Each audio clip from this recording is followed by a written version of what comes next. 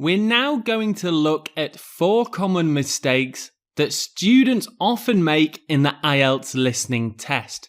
And we're doing this so that you can avoid making these mistakes too. Okay, let's jump right into common mistake number 1, which is listening blind. In the IELTS listening test, you are given some time to look over the instructions, questions and any other information you were given on your test sheet before the audio is played to you. It's really important that you spend some time looking at all this information.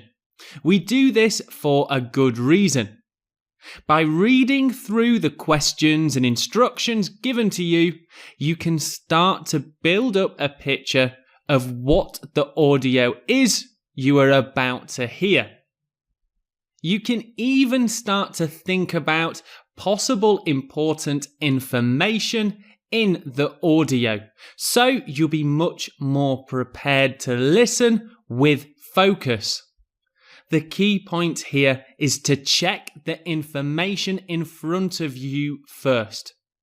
I'll highlight this mistake by looking at an example here and showing you how we won't listen blind.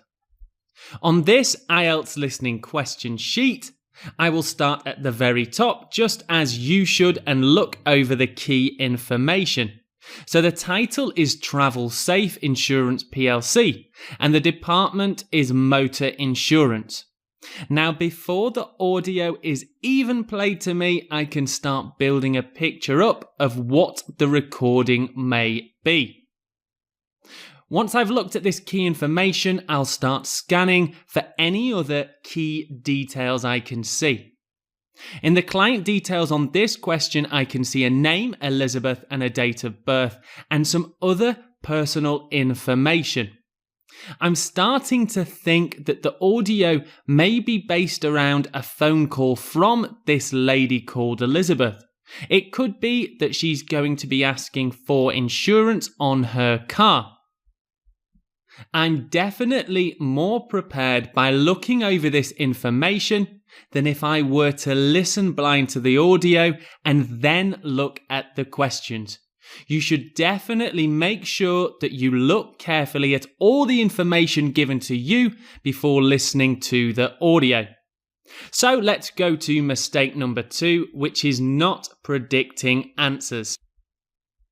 More specific than trying to predict and think about the main topic is predicting answers. You'll need to look very carefully at the questions given to you.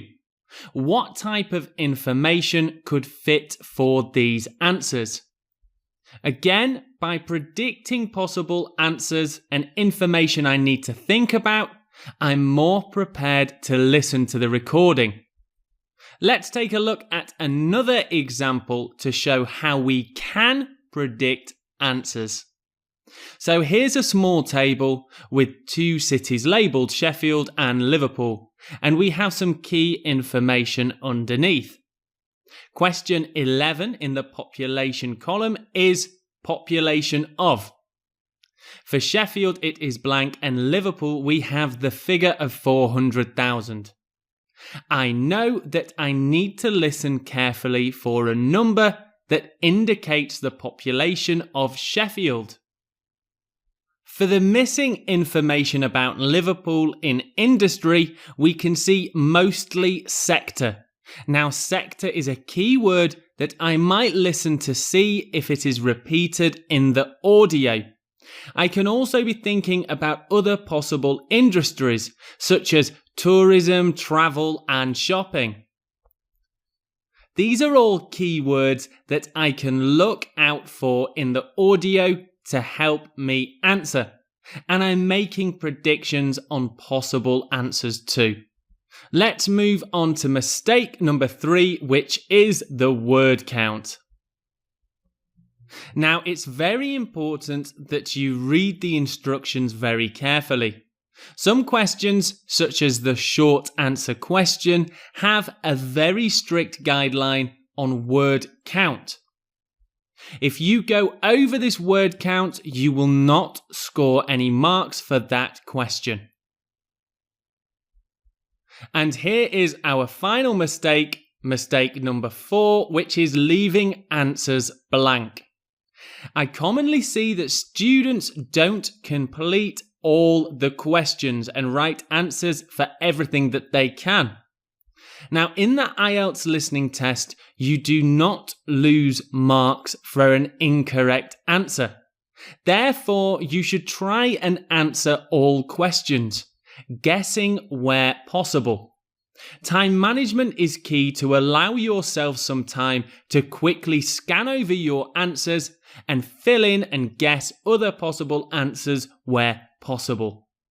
So that brings us to the end of our common mistakes in IELTS listening.